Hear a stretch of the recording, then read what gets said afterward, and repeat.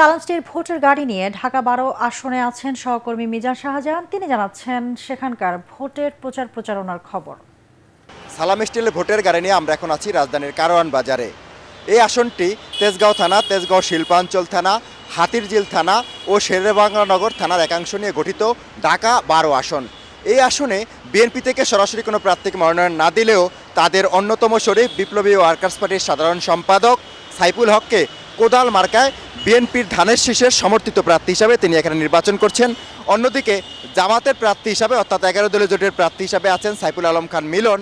এখানে বিএনপির একজন নেতা স্বতন্ত্র প্রার্থী হিসাবে নির্বাচন করছেন ফুটবল মার্কায় সাইফুল আলম নীরব। এই তিন প্রার্থীর মধ্যে এখানে একটা ত্রিমুখী লড়াই হবে বলে আমরা জানতে পেরেছি।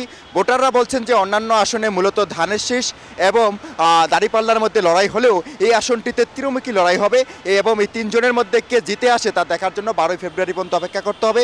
এখানকার ভোটাররা বলছেন যে লড়াই হোক, প্রতিদ্বন্দ্বিতা হোক, এটা নির্বাচনের সৌন্দর্য, কিন্তু উৎসবমুখর পরিবেশে শান্তিপূর্ণভাবে যেন নির্বাচনটি সম্পন্ন হয়, কোনো ধরনের সহিংসতা বা কোনো ধরনের সংঘাত যেন না হয়, এটি এই আসনের ভোটারদের প্রত্যাশা। সালাম স্টিল ভোটের গাড়ি নিয়ে এই হচ্ছে আমার কাছে ঢাকা ১২ আসন থেকে সবশেষ খবর।